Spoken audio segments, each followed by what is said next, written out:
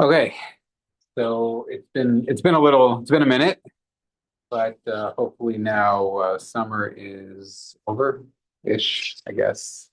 For me, it's over after this week, sadly.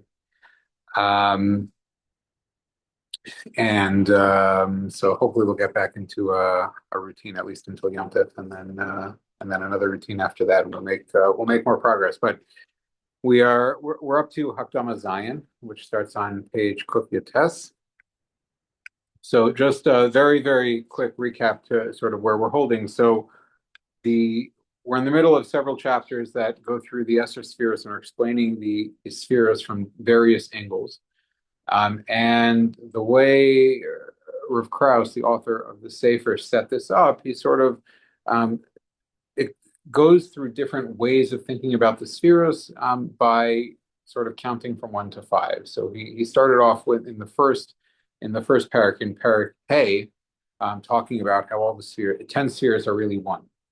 And they're all really one thing, and the idea of spheres is really just a function of our perspective and the way we experience them, and we assign different names to our experiences. But the experiences or perceptions that we have are really from our side, not from HaKadosh Baruch Hu's side, from Hashem's side. All the other spheres are really just one. It's our echad that's within all the spheres, and the kalim of the spheres that give them each a character is really just a function of our own perception, which is an important qual just in general, that we're always only talking about our perception. Everything is our perception. From a Kadosh Baruch Hu's perspective, there's nothing and everything, and there's no difference between anything, and so on. So if we're talking about us as spheres, we're of course only talking about from our perspective. And really, from Hashem's perspective, it's just one thing. And we should be aware that it's really just one thing. We mentioned the idea that very, very critically, like the Zohar says, that we turn to HaKadosh Baruch Hu, a love, a lo midoso, right? We don't pray to the spheres. So one of the big medieval sort of arguments around Kaballah was related to the notion that the Kabbalists pray to the spheres, right? It's not true. It's a straw man. It's not actually what they do. But for emphasis, right, the Zohar says that a love, a lo midoso, that we turn to HaKadosh Baruch Hu, we pray to HaKadosh Baruch Hu, we don't, we're mistabik with HaKadosh Baruch Hu, not with spheres. Right? So the spheres are not really a thing. There's not really a thing there that we can pray to or connect to anyway, because it's just us, it's our perception. It's our way of processing as created beings who can only process things in limited ways and defined ways. It's our way of processing the unity of HaKadosh Baruch Hu. Perforce, when it filters into us, it breaks. It's refracted into different experiences, because that's how we're made. Hey, why are we made that way? It gives us an ability to actually connect to the thing that we're trying to connect to. It would be impossible, right? We said this many times. It's impossible to connect and relate to HaKadosh Baruch Hu as the Soviv Kol Almin, the untouchable, the inscrutable, the infinite, or Ein Sof. And if so, there's no relationship to be had. So therefore, Nivraim are created, right? Created beings are created in such a way that we process the experience of the Or Ein Sof through this refracted, differentiated kind of way, and then we experience Hashem's Chesed and Hashem's Gevurah and Tiferes and Netzach and Hod and Malchus and so on and so forth. We experience these different experiences, and we can perceive these different forces operating. But really, that's just from our perspective, not from Hashem's perspective, and it's just so that we can have something to connect to. So we don't connect to the spheres, but we connect to HaKadosh Baruch Hu only through the spheres, because there's no way to connect to the Atzmos, to the essence of HaKadosh Baruch Hu. We can only connect to HaKadosh Baruch Hu through something that we can grasp. And the thing we're grasping is not it, and that's very important. It's never it. And as soon as we grasp something, we know that the thing we're grasping is not it, and it, HaKadosh Baruch Hu itself, lies beyond our grasp, and so we'll grasp even further. We'll talk about this. Hopefully, we'll get to it today. As soon as we grasp something, we try to grasp more, because the thing we're grasping is not the thing we were looking for. So we seek more. But as soon as we reach the more that we were seeking, we again realize that the thing we were seeking was not the thing we were looking for either, because if we grasp it, it's not it, right? HaKadosh Baruch Hu is not so small and puny that it can fit into our minds and our conceptions and our ability to grasp and appreciate and experience. So whatever it is we're experiencing, it's only experiencing ourselves, our perceptions. Okay, so we started off again with all the spheres are one. Then he went on to all the spheres can be understood in terms of a rubric of two. They can be divided into mochin and midos. There's the mochin, there's the first three spheres, keser, chachma, and bina, known as the gar, the gimel rishonim, or kachab, keser, chachma, bina. Those are the spheres that are nelamim. They're hidden. They're not really perceived on the outside, just like our own minds. Our own minds that remain inside of ourselves. We don't express them. We express outwards, but we express outwards not through our minds, but through our action, through our body language, through how we emote, etc. But our mind remains in our mind. We can express our mind in various ways, but our mind remains hidden. So the Gimel Rishonos, Keser, Chachma, and Bina, that's the Alma Deischasia, it's the hidden world, the covered over reality, the Ratzon Hashem that's inscrutable and inaccessible. It's the idea of shtok kach ala b'ratzono lefanai, right? What HaKadosh Baruch Hu says to Moshe when Moshe sees Rabbi Akiva being killed, and he says to Hashem, "Zu Torah v'zu schara," right? What's going on over here? This is not how things are supposed to go. And Hashem says, "Shut up! You have no idea what you're talking about." Basically, right? Meaning, this is what I decided. You have no idea what you're talking about to ask questions, right? Even you have no idea what you're talking about in order to ask questions. Hashem is saying to Moshe, Kal v'chomer, everybody else. In truth, and sorry, we're jumping all over the place, but in truth, this is an aspect of what we access on Yom Kippur, right? Yom Kippur through the Yud Gimel Midos, and really beginning with Slichos, but Yom Kippur in particular through the Yud Gimel Midos. What are we accessing? We're accessing this idea of Keser, these Gimel Rishonos, this idea of the inscrutable Mochen Stiman, the hidden Moach, the hidden Ratzon of HaKadosh Baruch Hu, that's inscrutable and incomprehensible. Why? Sometimes it works in sort of a negative way. When Rabbi Akiva being killed is the Ratzon Hashem expressing itself in a way that we perceive as negative. But come Yom Kippur and come Slicha V'Kapara, even though we haven't done anything really to deserve it, because we haven't really fixed our mistakes. Once you do what you did, it's done. And the idea that tshuva even works is a function of this idea of keser, of no,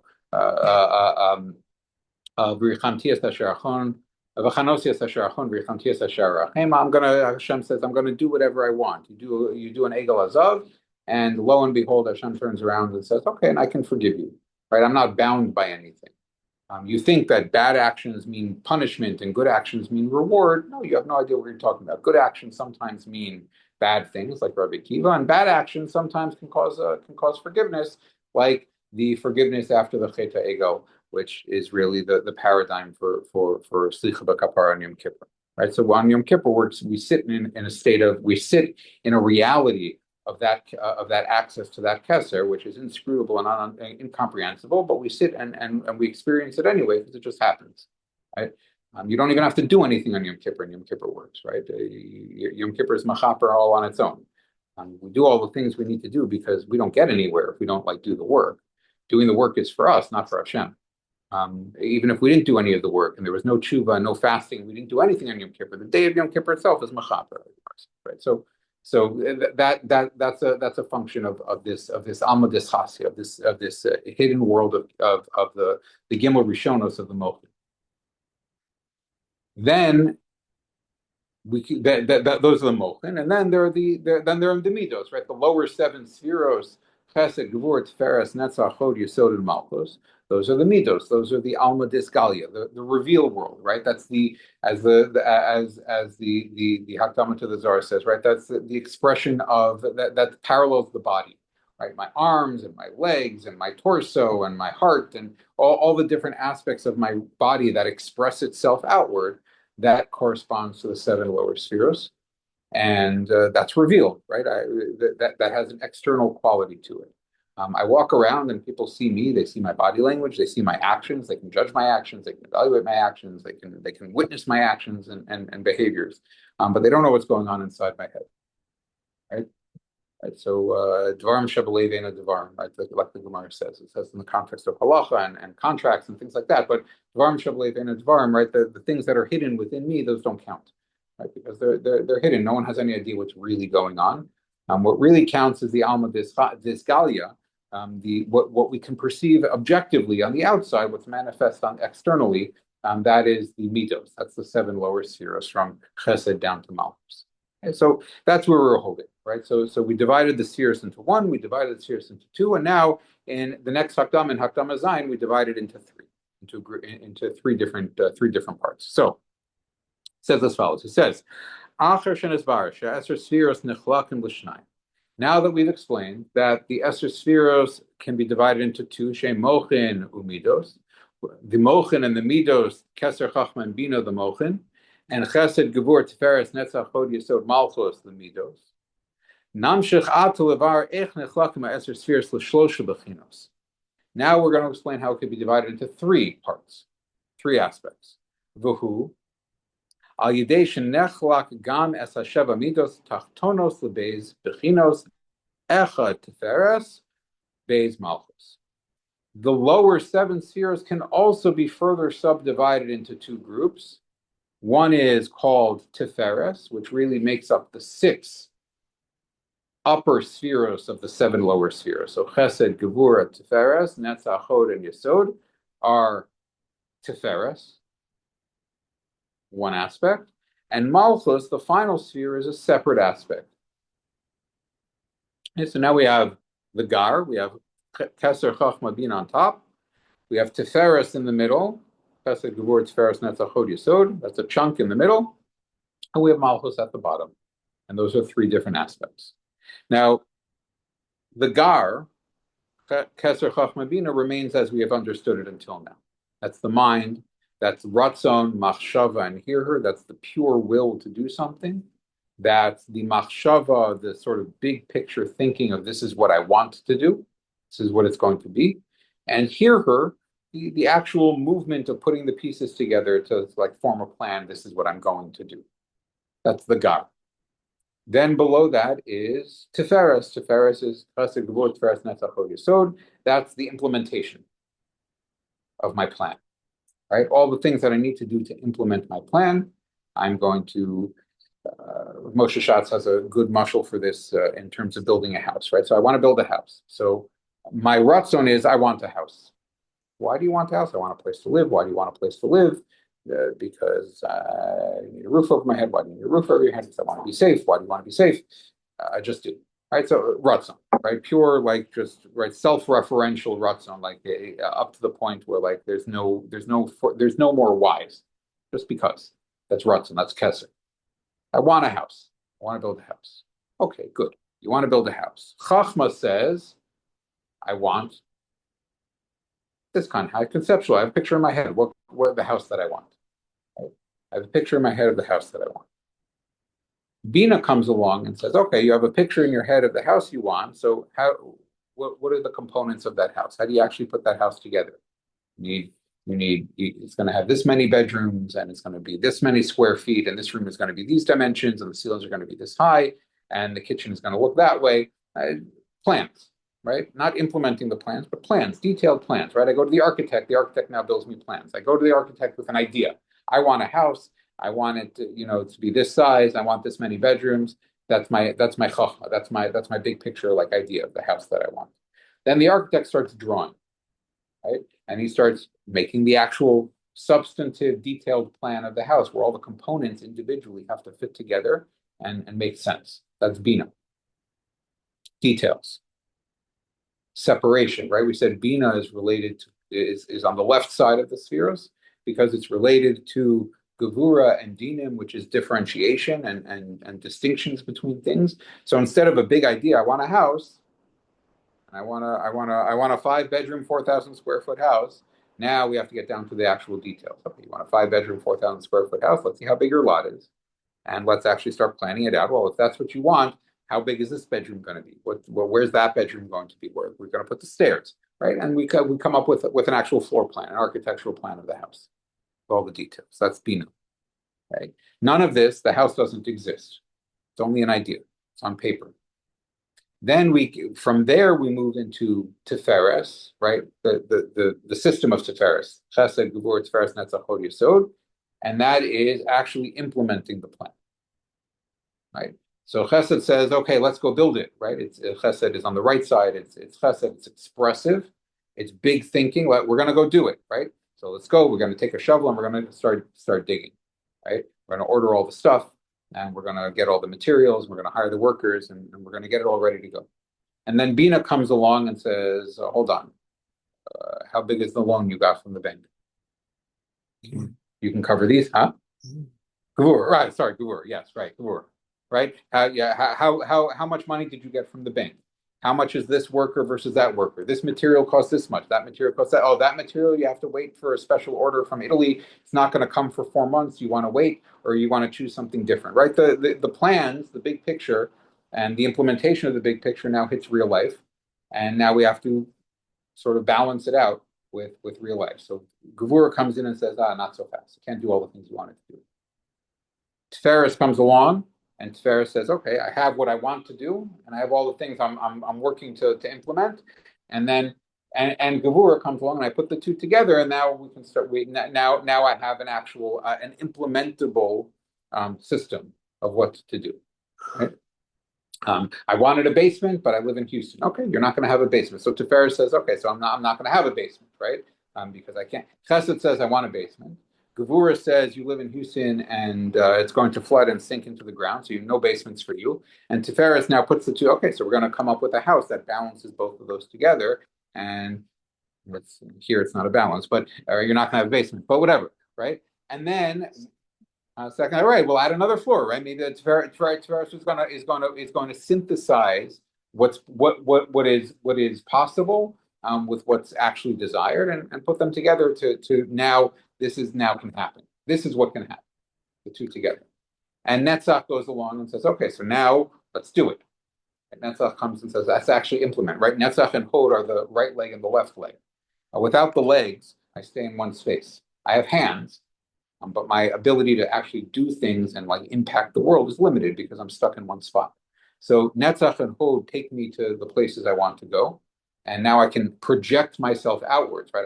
I can actually create impact outside of me, outside my Dalet Amos. I can move more than Dalet Amos, right? So I can now impact outside Dalet Amos. I can actually take my plan for the house and my materials and the implementation timeline and the worker schedules and all of that. Now I can actually start doing it. Netzach. And Hod comes along and says, yeah, you're going to start doing it and you're going to run into all kinds of limitations along the way, right? The code inspectors are going to come, you didn't do this right, you didn't do that right. It's going to start raining, so that's going to set you back, right? You start putting things together, and this break, the countertop that you ordered, breaks in transit, and you have to find a different countertop. Hod says, I don't get everything I want. Right? It bends to the reality of the situation. It's not all about me, and I'm not all powerful. And Hod says, okay, so the actual thing that's going to result is going to be a little bit different than what I planned on because I have one idea and the rest of the world around me has other plans. All of that channels into Yesod. Yesod is ultimately the point at which all of the implementation elements come together or gather together in one place. And now it happens. Yesod then feeds into Malchus. Malchus is the actualization of the plan. Now there's a house. Now there's a house. The house that Malchus represents is the house that Malchus is, or that produces, is a combination, a perfect reflection of all of the other things that happened put together, right? So the house, Malchus, is not going to look like my idea because my idea was filtered by the architect, Bina. It's not going to look like all the materials I bought. It's not all the materials got used, and not all the materials could be paid for. And I wasn't able to use this worker or that worker. So it's not going to look like Chesed. It's not going to look like Gevura. It's not going to look like Tiferes because even the synthesized plan of Chesed and Gevura in Tiferes sort of gets adjusted as I implement it in Netzach and Hod. So what's the house going to look like? The house is going to look like whatever putting all of those things together, what that grows into, and that'll be Malchus. Okay, so now I have so the difference now we'll see the difference between so now I have my plan, my Keser Chachamina. I have Tiferes. Tiferes is the various aspects of the implementation of the plan, and then I have the actual fruit of the plan, the house itself. That's Malchus. Okay, so those are the three. Those are the three levels, or the three aspects of the spheres. Kishisha mehazayin tachtonos shehem spheres chesed gevur tiferes netzach hod yesod nasan behem hakadosh baruch hu hakoach lashpia. 6 of the 7 lower spheros, chesed, gevura, tiferes, netzach hod, and yesod, Hashem gave those spheros, or expresses those spheros, or allows those spheros to be experienced in such a way that they reflect a koach lahashpia, a ability to give, an ability to give over, to give over, to exude things, to express things outside themselves. V'nikram bechinas duchra. And those 6 spheros, Tiferes as a whole, is referred to as the aspect of duchra, of masculinity. Kedugmas habal hamashpia leishto. In the sense of a husband that is mashpia to his wife. He gives over to his wife. He gives to his wife. Okay? Aval sphira hashvias, but the 7th sphira shehia Malchus, the 7th sphere, which is Malchus, he rak mekabelis. Malchus is only receptive. It only gets from Tiferes. It doesn't have anything on its own. The Zohar says, right, it refers to Malchus as less megar meklum. It has nothing on its own. It refers to, the Zohar also talks about Malchus in terms of the Levana relative to the Shemesh, the moon relative to the sun. Tiferes is the sun. Malchus is the moon. The moon has no light. The moon just reflects the light that shines on it from the sun. Right? So the character, the nature of Malchus is to receive and reflect what it receives, but nevertheless, it doesn't have any, it's not powered itself. It's powered by what it receives. Kedugmas v'nikras bechinas nukva, and it's referred to as the feminine aspect, or the aspect of femininity. Kedugmas ha'isha she'ein lo shum davar me'atzma, like a woman that doesn't have of her own, she receives from her husband. Rak mekabeles kol hashpas mebailov lachein nikra spheres malchus dala va'anya. Therefore, Malchus is also referred to as impoverished, poor. Kevan deles lo megar maklum, it has nothing of its own. She'ein lo shum or v'koach me'atzma, Malchus has no affirmative, positively expressive or ability or character of its own. All it has is rak masha mekabeles me'spheres elyonos. It only has what it receives from the upper spheres. V'hi mechalekes hashpasa li'olam hazeh kedimyon ha'isha mechalekes lebanea masha kibla min ba'ala. And then what it receives from the upper spheres, Malchus then transmits and divvies out to all of the aspects of olam hazeh. Like, again, like the woman in the marriage who husband goes to work, brings home the money, gives the money to the wife, and now the wife goes to the store and buys clothing and food and pays the bills and so on, right? She runs the household. She divvies up, she doles out what she receives from her husband so that it can actually do what it needs to do, right? The husband's income means nothing because money is worthless. Money is only worthwhile for the fact that you turn it into food, and you turn it into shelter, and you turn it into clothing, and you turn it into vacation, and you turn it into tuition, and whatever it is. And who does that? Malchus does that. Malchus is the mechanism by which you turn raw hashpa, coming from Tiferes, from the upper 6 spheros, you turn it into something actual. So chesed comes from chesed, right? But when we experience chesed in the world, that's Malchus transmitting that chesed into the world. It's not chesed direct. It's Malchus transmitting chesed into the world. V'soda pasuk. This is the secret of the pasuk. Eishes chayil miyimsa v'titin teref leves. Right. This is there's a lot of very, very important Torah on the on Eishes chayil. A lot of important Kaballah and Penimiyus HaTorah on Eishes chayil. Particularly because, right, Eishes chayil is, so the Isha, the Eishes chayil is Malchus, it's also Chein, which is also the Jewish people, lots of important, it's also Shabbos, so many important Torah, many important metaphors there. Okay. And so in any case, Eshes Chayil Miyin, so what does she do? She supports the house, right? She gives her to the house.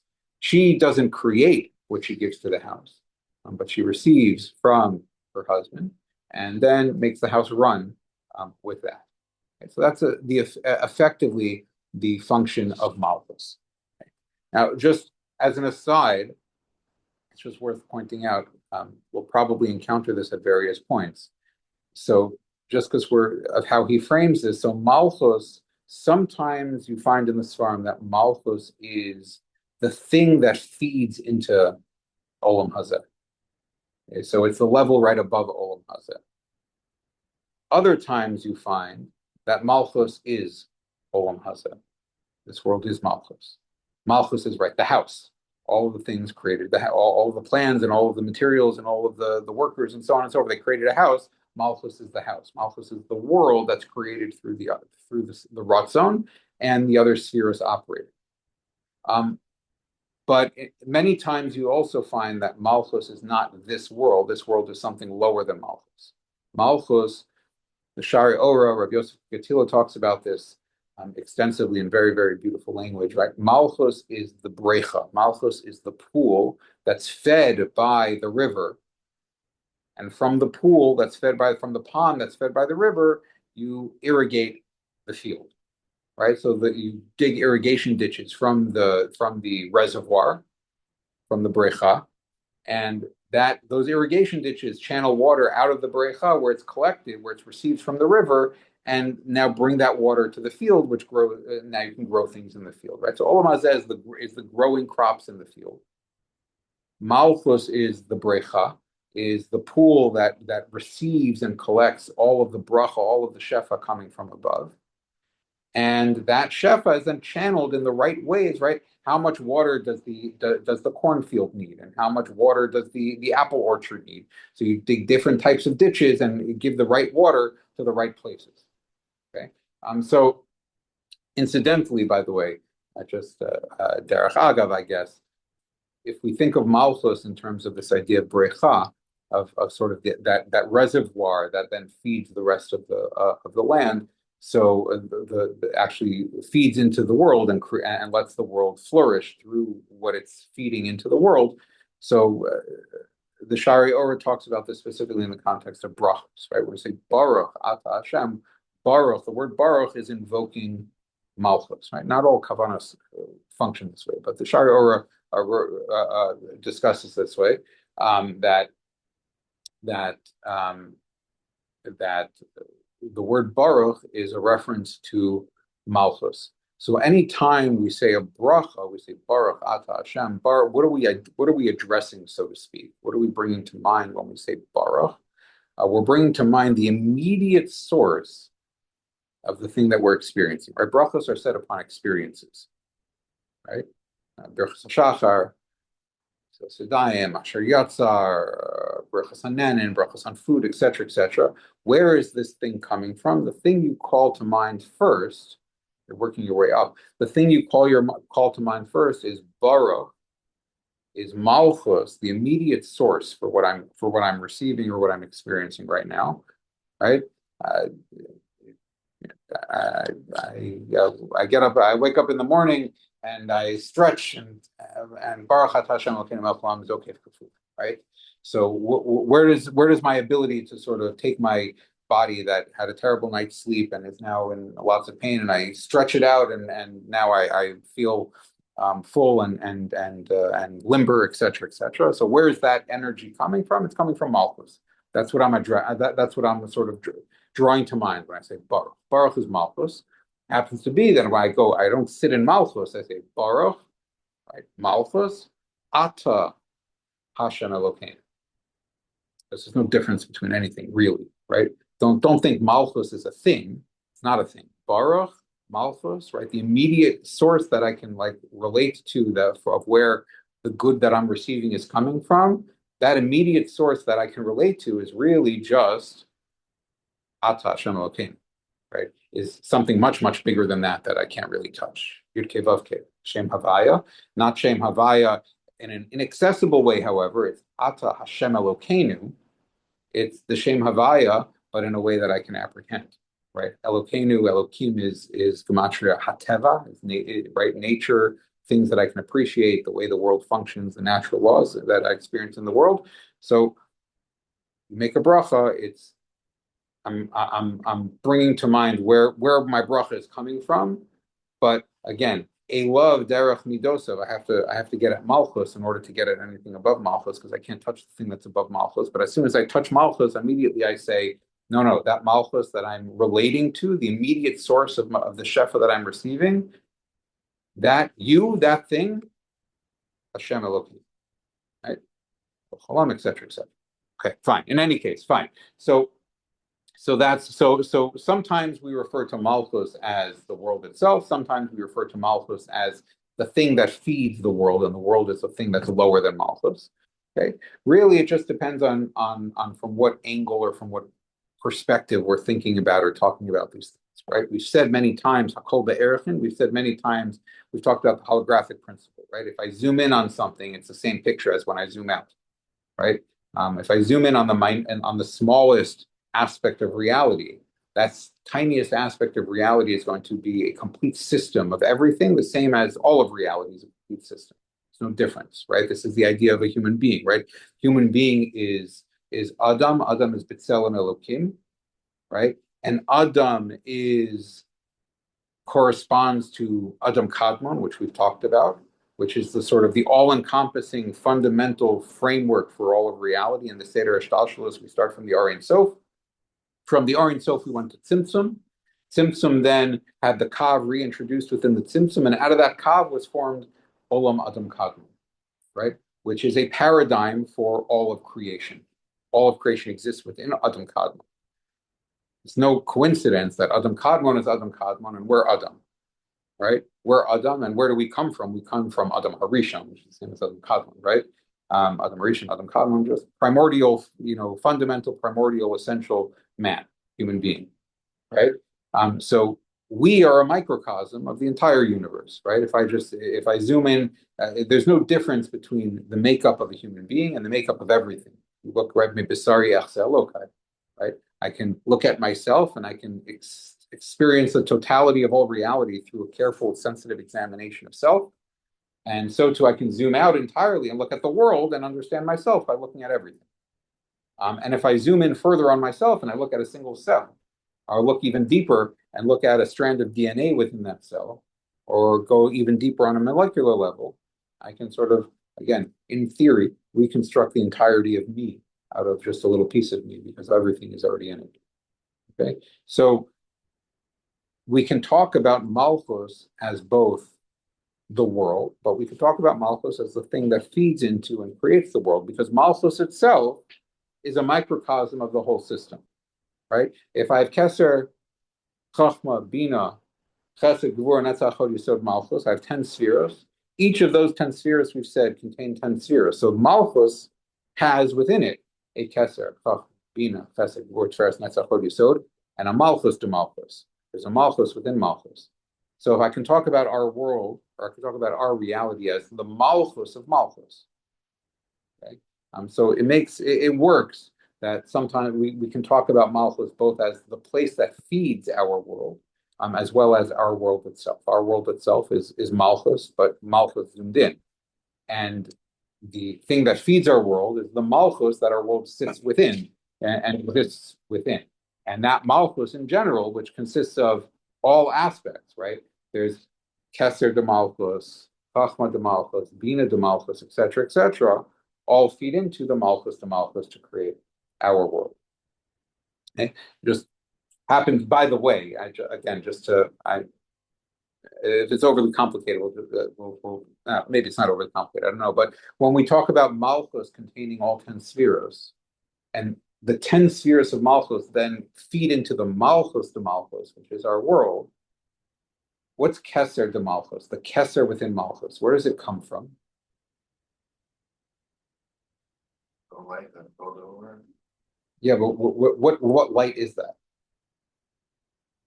when Malchus has Keser, when the Keser of Malchus that's feeding down into the Malchus of Malchus, where does that Keser of Malchus come from ultimately? Sense of or himself. So it's the Malchus of Keser. The Keser of Malchus is the same as the Malchus of Keser, right? There's 10 Sefiros in general, and each Sefira has 10 Sefiros within it. So if I take Keser, the general sphere of Keser, so there's Keser de Keser, Chachma de Keser, Bina de Keser, etc., etc. All of that feeds into Malchus de Keser, which is on that level, the materialization, the concretization of all of the aspects of Keser put together, right? The house that Keser built is Malchus de Keser. Malchus de Keser is concrete Keser. Where does concrete Keser end up?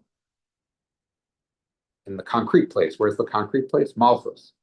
So Keser of Malchus is the Malchus of the general Keser. Chachma of Malchus is the Malchus of the general sphere of Chachma. What's the point of that? What does that mean? That means that actually none of these things are separate from each other, right? That's the whole point, right? Malchus is not a sphere separate from any of the others because Malchus itself is made up of the Malchus aspects of each of the other spheres. And so too, by the way, for all of them, right? You need a big piece of oak tag to draw this out, but you could draw this out and you make your 10 spheres, and each sphere itself is like a bubble with 10 spheres within it. And then you draw the lines in between all of the little bubbles to connect, right? The Malchus of Keser, the Malchus of Keser, you draw a line to the Keser of Malchus. And the Malchus of Chachma, you draw a line to the Chachma of Malchus, right? And then the Gevura of Chesed is connected to the Chesed of Gevura, and you connected, but is it identical, or is it like further down the chain a little bit? What do you mean by what do you mean? The source of the energy. No, because like the Malchus of the Keser would be like you said, the ultimate Keser is just the Ratzon. It's just the I want. Yeah. So the Malchus of the Keser would be a little bit more reasoning behind why you want it, even though it's still just the one, but it's like yeah, I mean, so Malchus of Keser, right, is not the same as Keser de Keser, right? Right. But in let's say this house thing, yeah. So the Malchus of the Keser would be, I want it. Let's say because I want a roof over my head, or because it's really hot outside. And the Keser of the Malchus though would be like the highest part of the actualization. Work backwards. The Malchus of Keser, the Malchus, right? Keser is Ratzon, right? So the Malchus of Keser is the concrete Ratzon that I have. I want a house. Okay. Now, if we're very sensitive to our own inner workings, lots of things happen subconsciously before I ever wanted a house. All of those are the upper spheres of Keser, right? Everything that happened before Malchus to Keser is all those other abstract things. Maybe we're aware of some of them, maybe we're not aware of some of them. But all of that produces, I want a house. That's concrete Keser, a concrete Ratzon. Okay. Likewise, as I form a picture of the house, lots of calculations go into the picture that I form of the house, Chachma, right? Malchus to Chachma is the picture. In my mind, the picture in my mind, this is the house I want. The architectural plans are the Malchus of Bina.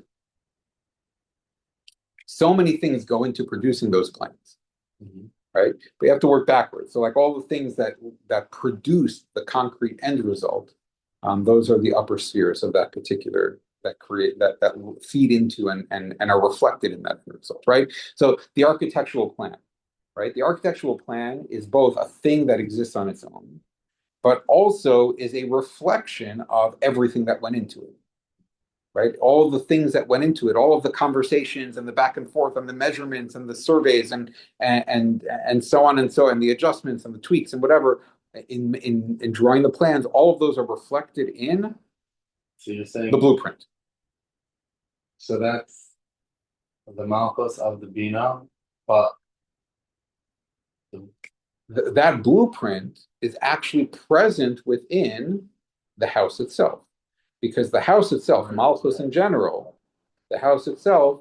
Now again, here we're sitting in the house, right? Even when the house is actualized, the want and the thought is still there.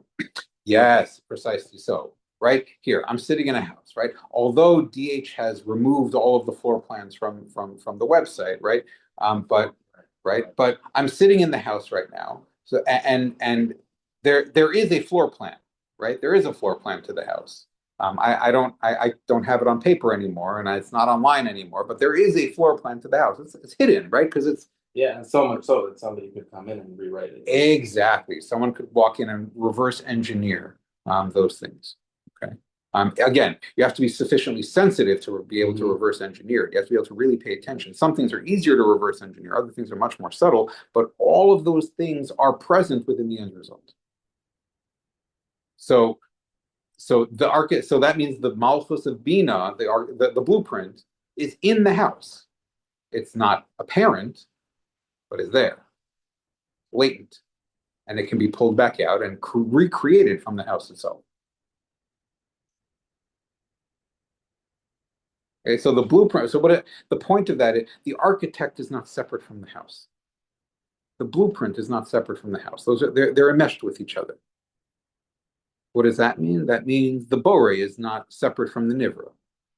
Right? The creator is not distinct from creation. If creation is Malchus, or creation is the Malchus to Malchus, Olam Hazeh is Malchus to Malchus, then there is no separation between all the various kochos and ritzonos that produce this world and filter down to actually concretize into a material reality, and those kochos themselves. Right? They are here. We don't necessarily appreciate that they're here, but they're literally here. So Chesed, Gevura, Tiferes, etc., they're all present within Olam Hazeh. They're all present within Malchus. In what form? In their most concretized form, in the Malchus to Chesed, in the Malchus to Gevura, in the Malchus to Tiferes, they're present down here. In their more abstract forms, only abstractly.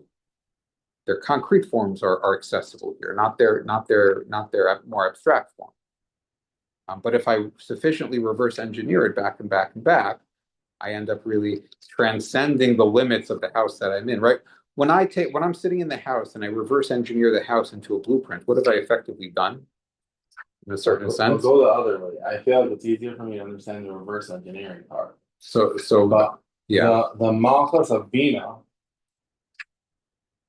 I mean, I don't know, needs thought, but like the Bina of Malchus, we could reverse engineer and go back. But the Bina is present because it is the floor plan. But the Malchus of Bina, when we're still in the Bina stage, the house doesn't exist yet. So the Malchus at that point has a different meaning. It's that the blueprint. The blueprint is the concrete, right? So in Bina, the blueprint is concrete. The same concept, but that's what I was saying. Like these examples, it's different stages. Yes. But so again, if I'm in Malchus to Malchus, I'm in the house. Right. So from the house, I can reverse engineer and create the blueprint. Now that I have a blueprint, I have the Malchus de Bina. From the blueprint, what can I reverse engineer? All of the thought and all considerations and evaluations and balancing and zoning rules, et cetera, that produce this blueprint. Right? But so let's go step conceptually they're the same, meaning so conceptually Malchus of Bina and Bina of Malchus is the same. I don't know again, but by the Bina, the Malchus is the fact that this blueprint is now here. And you could still reverse engineer and go from there. That blueprint becomes the Bina ingredient to the house. And effectively, what do I do? So just one final point to this is, what am I effectively doing when I reverse engineer from the house? And now instead of sitting in the house, I have a blueprint. And now instead of a blueprint, I've reversed engineered even further, and to understand, I got into the mind of the architect and all of the things the architect had to balance and consider in order to create that blueprint. What have I effectively done? I've taken myself out of the house, which is a very coarse thing, right? It's just to have four walls, right? Not even very good or straight walls, right? But right, it's just the material house. I've taken myself out of that material house, back up into the source, the things that produced that house, and that's where I'm now sitting. I'm sitting in the mind of the architect now because I took myself. If I'm sitting in the house and I'm just looking at the house, I don't see a blueprint, right? But if I can abstract from the house that I'm sitting in while I'm sitting in there and see the blueprint in my head, now I've taken myself out of the materiality of the house and I've taken myself into a place of the architect. And if I can then take that blueprint, my understanding of that blueprint, and reverse engineer the blueprint to now understand all the things that went into the blueprint, right? The Chachma and the Bina and the Chesed and Gevurah, Netzach, Hod Yesod, Tiferes, Netzach, Hod Yesod, Malchus, Hod Yesod, that went into the Malchus of Bina, the blueprint. Now I'm even further up the chain. Now I'm not. Now I don't just have a blueprint. Now I have the mind of the architect. I'm in the architect's head and into all the things that influence the architect's design plan. Right? What have I done? Effectively, what I've just done is aliyas olamos. I just went from being stuck in a house that is limited to just the walls and the floors and the appliances and whatever. And now the house is not that, right? I'm peeling back and I'm seeing the code that creates the house. And now I'm seeing the code that creates the code that creates the house. Back. Higher and higher and higher. Why can I do that? Because it's already present within the house that I'm sitting in. And the more fun part is that I don't have to go anywhere to do it. I can sit in the house and I can do that. I can sit in the house and appreciate the blueprint that created the house. And by appreciating the blueprint that created the house, I can appreciate all of the things that went into the blueprint to create the blueprint that created the house. And now where am I? I'm in the mind of the architect. And if I'm in the mind of the architect, I can further reverse engineer back to Chachma and get into the mind of the person who conceived of the house in the first place. And if I can work that one, then I can go even further and get into the mind of the Ratzon that wanted the house. Why? What's it for? Why do you want the house, etc., etc. Right?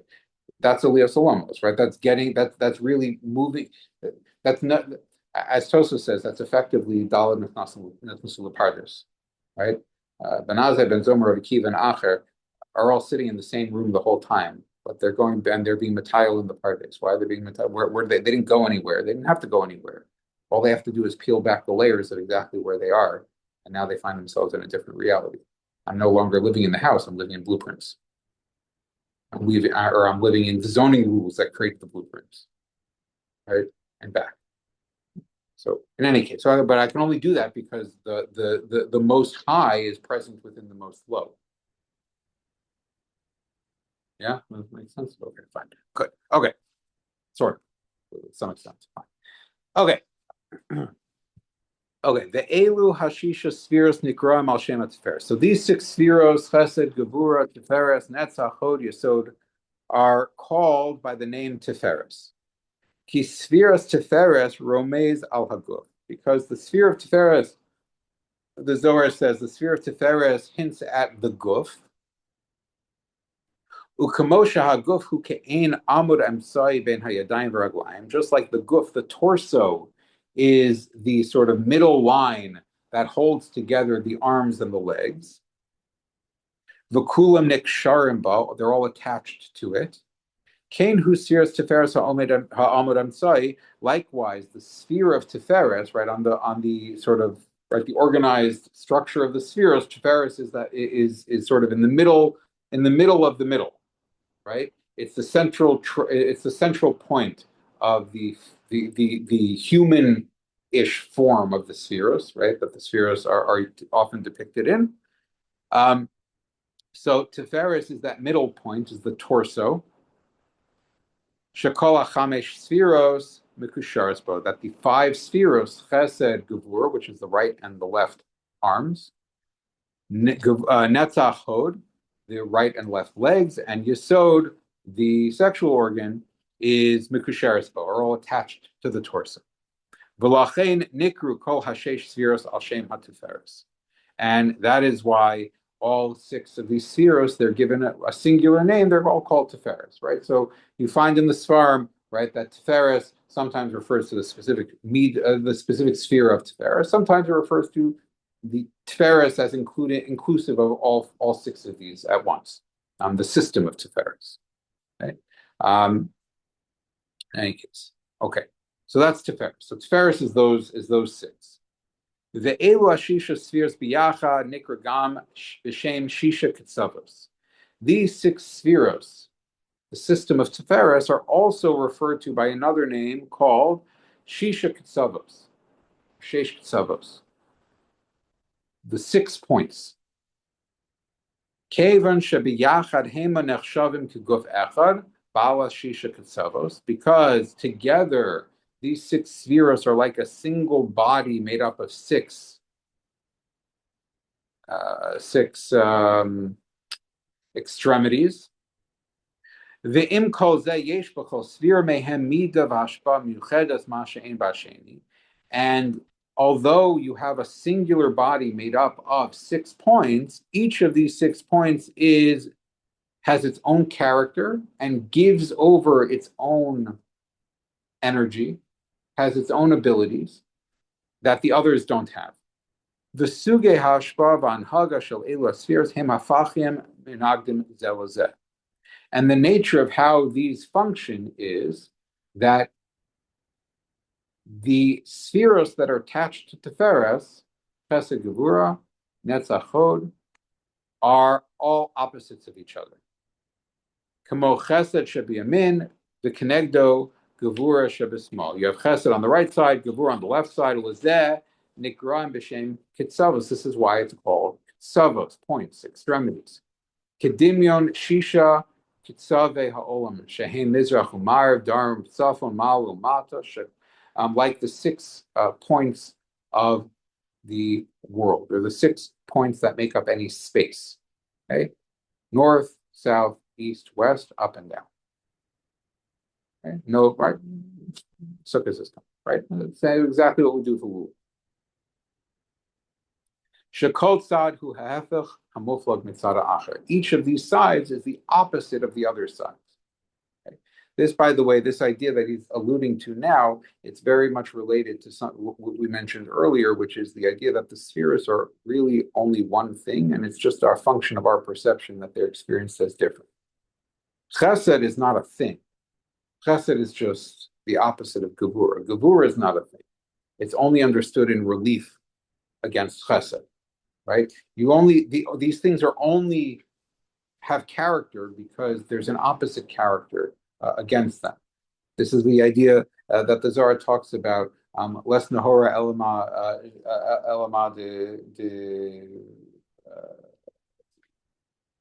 I'm blanking on the exact language, right? But there's light is only that which is that which emerges from darkness, right? Light is not a thing. Darkness is not a thing. The contrast of light and dark is what gives light and dark their character. The contrast of Chesed and Gevur is what gives Chesed and Gevur their character, because Chesed on its own is nothing. It's just Or Ein Sof. It's just Ratzon Hashem. It's all one Or. It's only because there are these opposites and we experience them as extremes that we now have a contrast that allows us to place any of them as anything.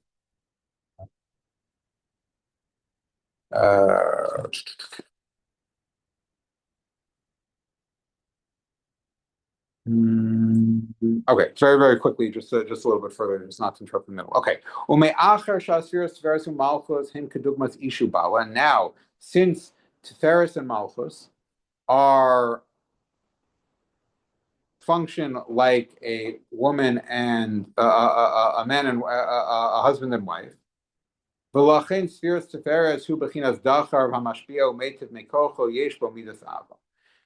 the sphere of Tiferes, which is masculine, okay, masculine and feminine here has nothing to do with men and women, okay. In truth, really, the fact that we call men men and women women is only because, speaking generally, men reflect dukhra and women reflect nukva. It's not the other way around, right? We're not calling this because it reflects. We assign the name male to that of the contrasting aspects of the human species. That one of the contrasting aspects of the human species that predominantly reflect masculinity, the energy of masculinity. Okay? It's not that masculinity corresponds to male and femininity corresponds to female, or nukva and dukhra, zachar and nekeva correspond to the human biology or the human gender. It's that human gender is assigned because it reflects this energy. Okay, but of course, like everything else, everything contains everything, right? So we've mentioned this before, right? But there is no human being that is not both zachar and nekeva, that is not both dukhra and nukva, masculine and feminine, in various balances, in various ways. We know this already from the Gemara, right? Even on a biological level, the Gemara, right, speaks of the phenomena of an islandess, for example, right? So a woman who has masculine characteristics and nevertheless she's still a woman, but she has masculine characteristics. Okay, we've talked about this in the context of we're four men sitting around the table, but right now, at this very moment, the three of you are nukvas relative to my dukhra. Why? Because I'm giving over and you're receiving, or not. I don't know, but in any case, but I'm trying to give over, and so I'm functioning in a masculine sense, and you're functioning in a feminine or receptive sense. That's it, right? So receptivity is nukva. Anytime there's receptivity, there's kibul, there's Kaballah going on. That is the function of nukva. Anytime there's hashpah going on, that's a function of dukhra. Many times, biological women are being mashbia. Many times, biological men are being makabel. One has nothing to do with the other. Okay, it's just very important to appreciate that, so that we don't get sort of pigeonholed into thinking about that this in terms of biology, physiology, gender, etc., etc. Two separate things. Okay. In any case, so Tiferes is the masculine quality of being a mashpia. Hamashpia meitiv mekocho. It's the quality of giving, and it's the quality of giving over meitiv, right? Meitiv mekocho, of taking my abilities and expressing them for good purposes. Just like, right, HaKadosh Baruch Hu, right? HaKadosh Baruch Hu has, again, not HaKadosh Baruch Hu, right? Not the atzmos of HaKadosh Baruch Hu, but our experience of HaKadosh Baruch Hu also has aspects to it, right? We can say it. Big people say it, so I can say it, right? Right? HaKadosh Baruch Hu, so to speak, in our experience of HaKadosh Baruch Hu, there's masculine aspects and feminine aspects. Sometimes we experience HaKadosh Baruch Hu in masculine terms. Sometimes we experience HaKadosh Baruch Hu in feminine terms. The Medrash already describes this, right? The Medrash describes how HaKadosh Baruch Hu is experienced sort of in different qualities, under different circumstances. At the Yam Suf, the people see, right, a young gibor, right, a young warrior in armor, and right, he's fighting a war, because that's what they're experiencing. HaKadosh Baruch Hu is their champion, is their knight in shining armor at that moment. And then at Har Sinai, they don't see a warrior anymore. They don't see, right, but they're experiencing, they're conceptualizing, they're receiving and connecting with HaKadosh Baruch Hu in the sense of HaKadosh Baruch Hu being an old man, old teacher, right? Because now there's no wars. He's not their knight in shining armor. He's their sage teacher, who's old and wizened with a long white beard and teaching, right? So HaKadosh Baruch Hu reveals itself to us in forms, because that's all we can handle, right? That's otherwise we would have nothing. And so sometimes we experience masculine aspects of HaKadosh Baruch Hu, sometimes we experience feminine aspects of HaKadosh Baruch Hu. This is Kutcha Baruch Hu Shinte. Kutcha Baruch Hu is the mashpia aspect of HaKadosh Baruch Hu. Shrino, which corresponds to Malchus, which corresponds to Olam Hazeh, which corresponds to Knesset Yisrael as well, is the makabel aspect of HaKadosh Baruch Hu, right? Because there's nothing that's not HaKadosh Baruch Hu. There's nothing that's not an expression of HaKadosh Baruch Hu. So, if there's a world, the world is a particular reflection of HaKadosh Baruch Hu. But our world is a makabel, right? It's HaKadosh Baruch Hu pouring shefa into Olam Hazeh, into the Olam Hagashmi, into the material world, and we are receiving, or this world, everything in this world receives. Klal Yisrael is receiving from HaKadosh Baruch Hu. So Klal Yisrael, Shechina, Olam Hazeh are all Malchus, all feminine. Hey, in any case, so Tiferes is Dachar Mashpia Umeitav Mekocho. Tiferes is the masculine aspect, that the masculine energy, the masculine quality that is giving over. Yesh bo midas ahava. And that masculine quality is characterized by Ava. Now, Ava corresponds with Chesed. Okay? Chesed is the right side, that's the masculine side. Chesed is one of the masculine qualities because Chesed is expressive, right? I'm giving to you, right? We often think of if I'm giving to you, I'm soft and generous as opposed to sort of a meanie, right? Bullies are masculine and philanthropists are feminine. No, it's the opposite. Right? Bullies are insecure and constantly seeking. They're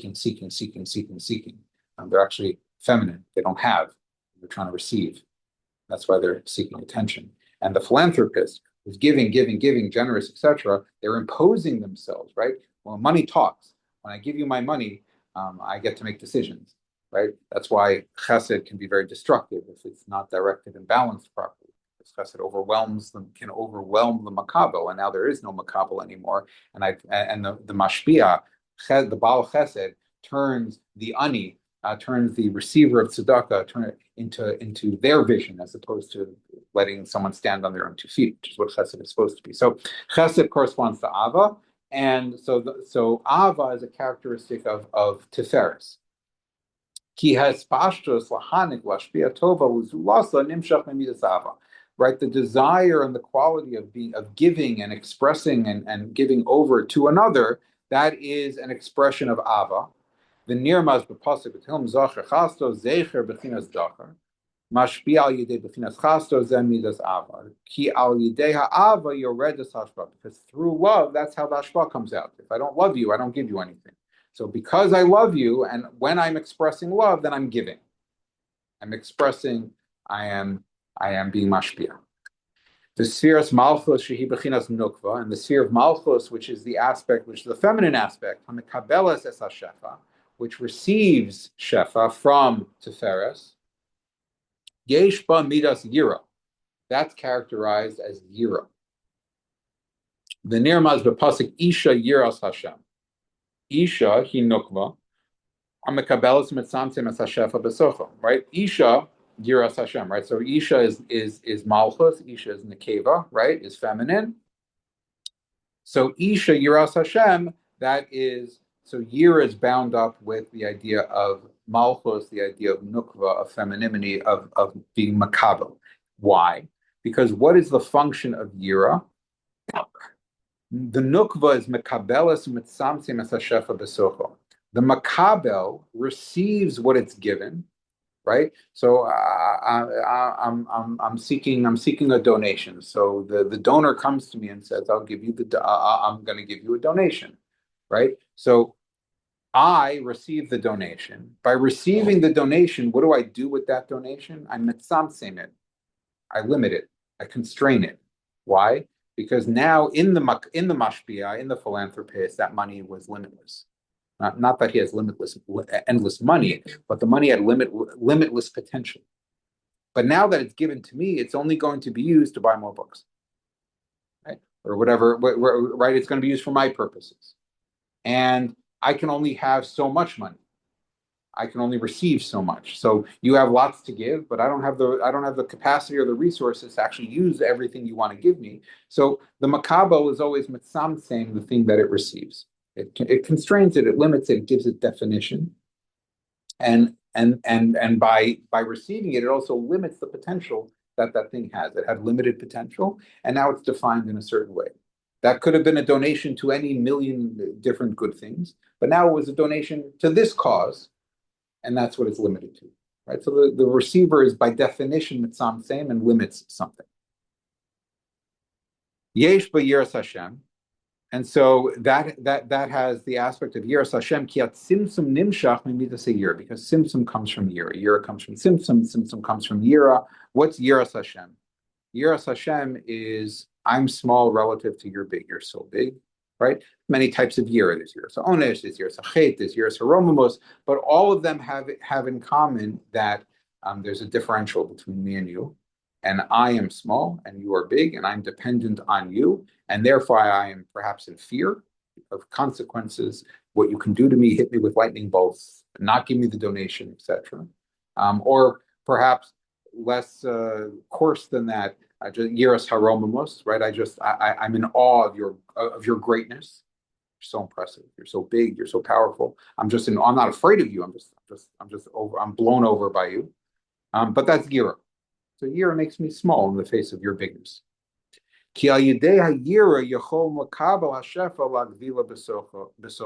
because I have yira, that is why I'm able to be makabel. If I don't have yira, it's very hard to be makabel anything, right? Because what is the ability to be makabel something? Baal Sulam talks about this at great length. In order to be makabel something, I have to have yisara. Because if I don't need anything, I can't receive anything. So there's nowhere to put it. If my pockets are full, I can't put anything in them, right? If I have yira, meaning relative to you, there's something that I am missing, and therefore I experience yira in the face of your greatness. Why is that? It's because I'm missing something relative to you. If I'm missing something relative to you, then I can receive the thing that I'm missing from you, because you have it and I don't. So yira is precisely the mechanism by which Kaballah becomes possible. Ukamo, 2 more minutes. Ukamosha en yachol makabel shum davar b'li kli, and just like you can't receive anything without a kli, right? If I don't have a cup, you can't give me any water. Ukafi godel hakli kach mitzraba ashbal shemakabel, and as big as my cup is, that's how much water you can give me. Kach ein ha'adam yachol lakabel shum hashpa min hashamayim b'li yira. Likewise, it's impossible to be makabel any shefa from shamayim without yira. If he godel yiraso kach yizke lahara el bioser. The greater my yira, the greater my shiflus. The greater my shiflus, the greater my sense of chisaron. The greater my sense of chisaron, the more space I have to receive things that I don't yet have because I sense the chisaron.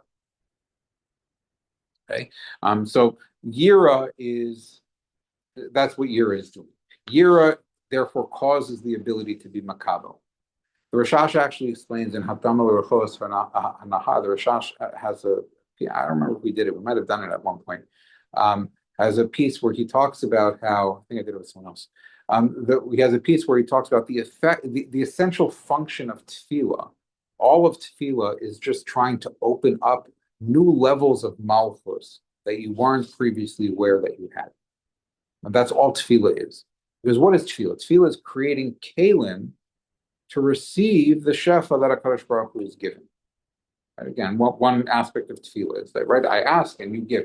Asking, by definition, opens up a new a malchus, right? If before I walked into tefillah, I wasn't asking for anything. Now I walk into tefillah and I say, right, Atachonin Ladam Das and Rafaenu, and I daven all of the middle brachos of Shemona Esrei, and each and every one of them opens up a new awareness of a new chisaron that I wasn't previously aware that I had. That creates the kalim for which now there's room for HaKadosh Baruch Hu to be mashpia. Right, so now I make myself into a makabel. By making myself into a makabel through recognition of my own chisaron, recognition of my own chisaron in deeper and deeper ways. Right, it's weird. It's actually quite strange, right? Because the idea of tefillah is actually in the kavvanah. The idea of tefillah is to move up, right? You move in during the tefillos of the day, and then within each tefillah, you move up in olamos. You start in olam hasiyah, and then you move into Yitzira and Bria and Atzilus. When you get to Shemona Esrei, you're now in Olam Atzilus again, whatever these things mean. But just you understand that we're moving up in Olamas, we're moving up in levels of consciousness of HaKadosh Baruch Hu, of Mochin, of awareness of HaKadosh Baruch Hu. On the one hand, we're supposed to be moving up. On the other hand, you're telling me that the whole idea is to open up new levels of Malchus. That's moving down. What's going on? So really what's happening is that the deeper I dig down and open up a new level of malchus, a new level of chisaron that's deeper than I thought I hit rock bottom. Then I thought I daven shachris, right? I daven shachris and I daven Shemona Esrei. I'm like, I need this and I need this and I need this and I hit rock bottom. Like I'm a very needy person, Right? That I poured out all of my needs. And then 5 hours later, I daven mincha, and I said, nah, you know what? I haven't hit rock bottom. I actually need even more than I asked for last time. Every time I ask for more, every time I need, because I am mechusar, I'm lacking, I am opening myself up to receiving. By receiving, you're filling up deeper places with more R. By default, what does that mean? That means that where I was before is now higher up. Okay, so think of it this way: if my malchus is here, right? So that means my malchus is here. So my yesod is here. My netzach and hod and tiferes and chesed and gevura and chachma and bina and keser is up here, right? So my keser is here. So all of this is filled with or, right? All of this is filled with or. Then what do? I open up a new malchus. So everything moves down, right? I move the whole system down a level. And I fill this with R now, right? So now all of this new, right? That all of this is filled with R. What happened now is that now actually I'm getting more and more and more R into places where I didn't have that R beforehand. So paradoxically, by opening up chisaron and digging deeper downward, right? I'm actually giving myself more access to higher and higher oros, because now in order to fill this, right? HaKadosh Baruch Hu poured in this much or, right? But in order to fill this, he has to add more or from higher up in order to fill further down, because everything is moving down. So now my keser, which before was on a level 10, now is on a level 11, because it's filled by level 11, because my bottom is -1 instead of 0, right? And -2 and -3 and -4. So now more or is filled. So now my keser, again, my keser is always the same place, right? I didn't go anywhere. My keser now is actually filled now with higher and higher levels of R that's pouring in order to fill further and further down. So actually now I find myself sitting in the same place. I didn't have to go anywhere, right? But I'm actually have much higher mochen, much deeper mochen, because constantly more new mochen are being received, higher mochen are being received because it's filling further and further down. Okay, happens to be also just derech agad. This is exactly the way the Leshem Shavov Achlama describes Mashiach. The whole idea of Mashiach, the process towards Mashiach, is digging further and further and further down through the tzimtzum. Right? We described how the kav that enters the tzimtzum goes most of the way through the tzimtzum, but not all the way through the tzimtzum. It doesn't penetrate the bottom of the tzimtzum.